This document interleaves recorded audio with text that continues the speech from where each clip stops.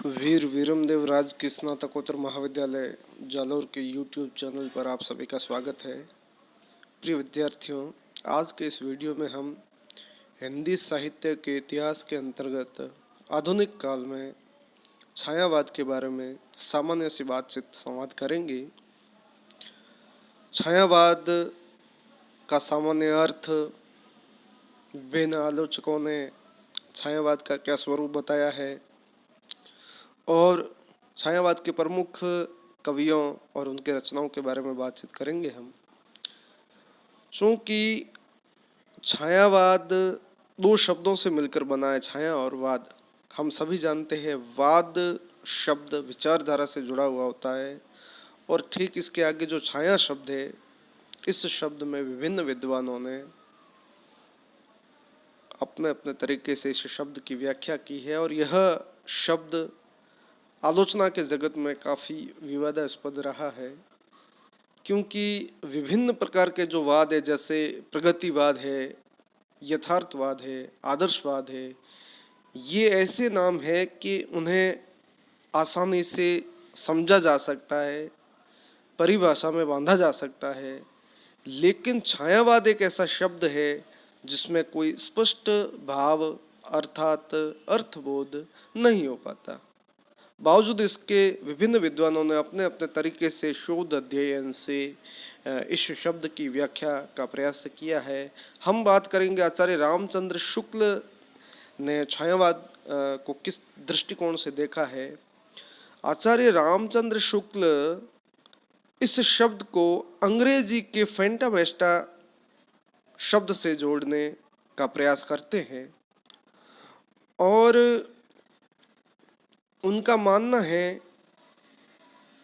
इस शब्द को वे शैली विशेष मानते हैं। जैसे जो प्रवृत्तियां हैं उसके आधार पे लाक्षणिक मूर्तिमता, उसका जो प्रतीक विधान है, उसमें जो विशेषण है, या फिर रचनाओं में जो मानवीकरण दृष्टिगोचर होता है, अन्योक्ति विधान है या विरोध चमत्कार दिखाई देता है, इस आधार पे वो इसे एक शैली विशेष मानते हैं। तो कुछ विद्वान छायावाद में रहस्यवाद को जोड़ते हैं। हम तमाम आलोचकों को जब पढ़ते हैं, छायावाद की समीक्षाएं पढ़ते हैं, तो मुख्य रूप से जो हमारे सामने बातें आती है वो यह है कि छायावाद में प्रकृति का चित्रण है, छायावाद में मानव सौंदर्य का चित्रण है, मानवीकरण है, तो हम प्रेम का चित्रण है। तो हम इस आधार पे कह सकते हैं कि छायावाद प्रेम, प्रकृति और मानव सौंदर्य का काव्य है। इसी क्रम में हम जब छायावाद के प्रमुख कवियों के बारे में बातचीत करेंगे, तो सबसे पहला जो नाम आता है वो है जयशंकर प्रसाद का। ठीक इसके बाद सूर्यकांत त्रिपाठी निराला, सुमित्रा नंदन पंत एवं महादेवी वर्मा, ये छायावाद के आधार स्तंभ माने जाते हैं। जयशंकर प्रसाद 1890 से 1937, इनका जन्म काशी के सोंगनी साहू परिवार में हुआ है और शुरुआत में इन्होंने ब्रज भाषा में कविताएं लिखी है।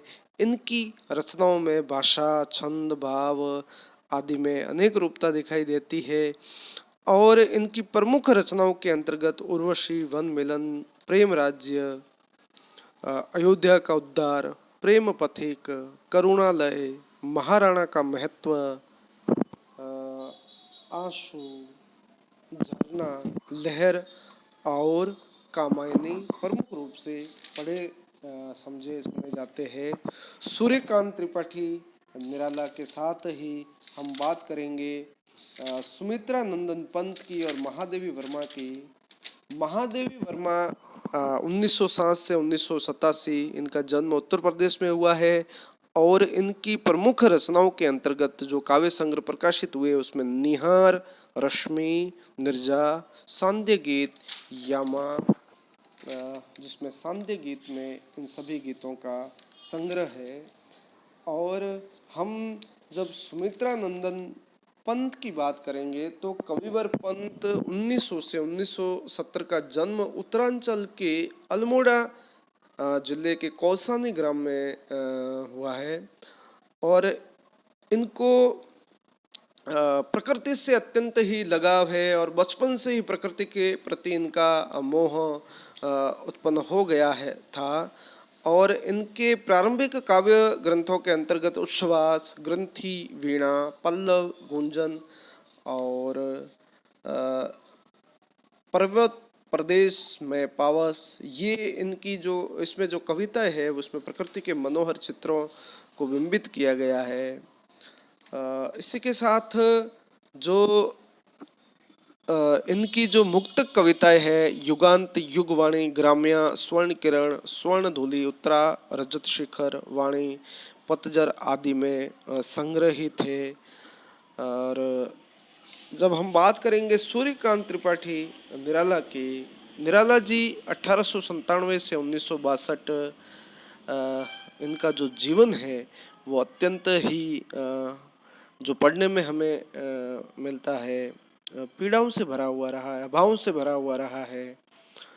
सन 1916 से लगा करके 1958 तक ये अनवरत काव्य साधना में तल्लीन रहे हैं। इनकी जो छायावाद युगीन रचनाएं हैं, अनामिका, परिमेल, गीतिका, तुलसीदास, तुलसीदास, और जो तृतीय वर्ष का जो पाठ्यक्रम है जय नारायण व्यास विश्वविद्यालय जोधपुर तृतीय वर्ष कला के पाठ्यक्रम में भिक्षुक, विधवा और जूही की कली कविताएं सम्मिलित हैं। जैसा कि नाम से ही स्पष्ट है, इनके जो कविताओं के शीर्षक है वो परिवेश और संवेदना से जुड़े हुए होते हैं। भिक्षुक एक सामान्य सा जो समाज परिवेश से शीर्षक इन्होंने लिया, एक भिखारी की जो पीड़ा है, उसके जो अभाव है, उसका जो व्यक्तित्व है, उसको देख करके उन्होंने एक कविता यह लिखी है भिक्षुक। ठीक वैसी ही विधवा कविता है। समाज में विधवा की क्या स्थिति है, उसे कितना महत्व दिया जाता है और किस तरीके से विधवा अपना ये नरकमय जीवन समाज में बिताती है। तो आम व्यक्ति को, पाठक के हृदय में संवेदना विकसित करने के लिए इन्होंने यह एक विधवा कविता की रचना की है। जूही की कली जो इनकी कविता है, ये कविता इसको आलोचकों ने अश्लील कविता माना है। और उनका मानना यह है कि उसकी दूसरी भी वजह यह थी कि निराला को जो इस कविता के लिए विरोध झेलना पड़ा, उसकी जो दूसरी वजह थी, उसका कारण था मुक्त छंद का यह जो स्वरूप इस कविता में मिलता है। दूसरा, आलोचकों ने इस कविता को प्रणय केली के चित्र कह करके संबोधित किया है। तो कुल मिलाकर के इसका विरोध इस कविता का देखने को मिलता है।